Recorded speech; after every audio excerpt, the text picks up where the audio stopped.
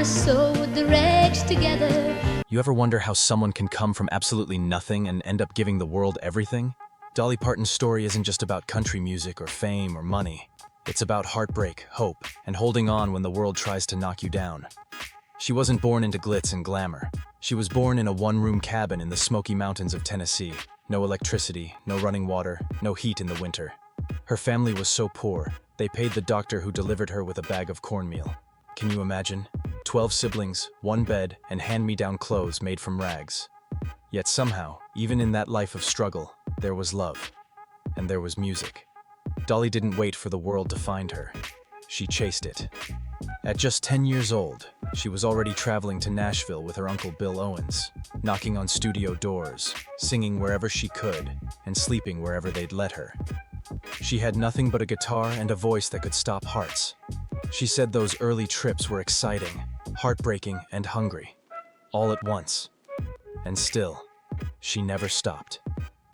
After high school, Dolly skipped college and headed straight to Nashville. No plan B. Her first contract tried to make her into a pop singer. It flopped.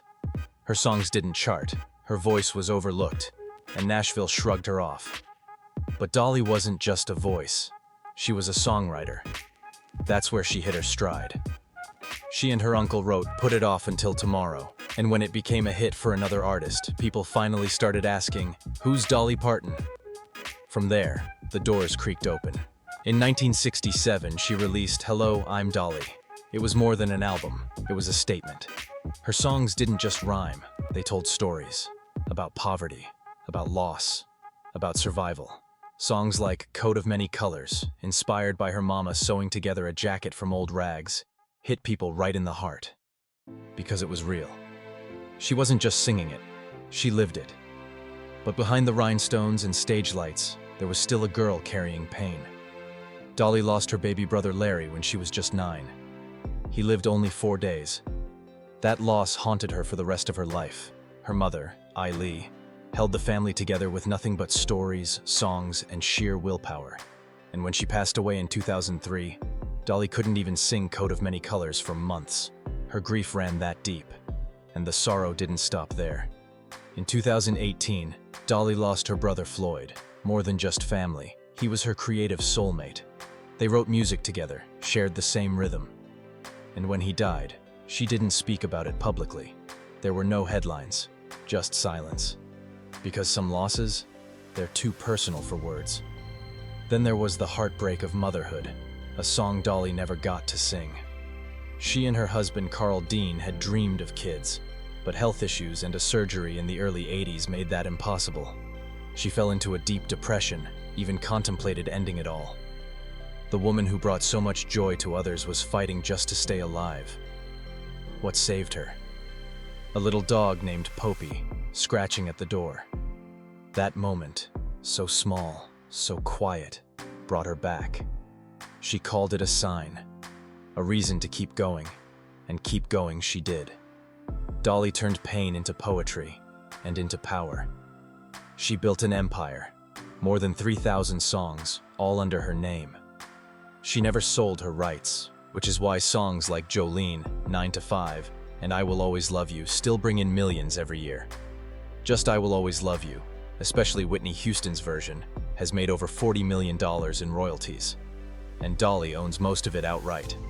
But she didn't stop at music. In 1986, she bought into a failing theme park in her hometown of Pigeon Forge, Tennessee. People called it a gamble.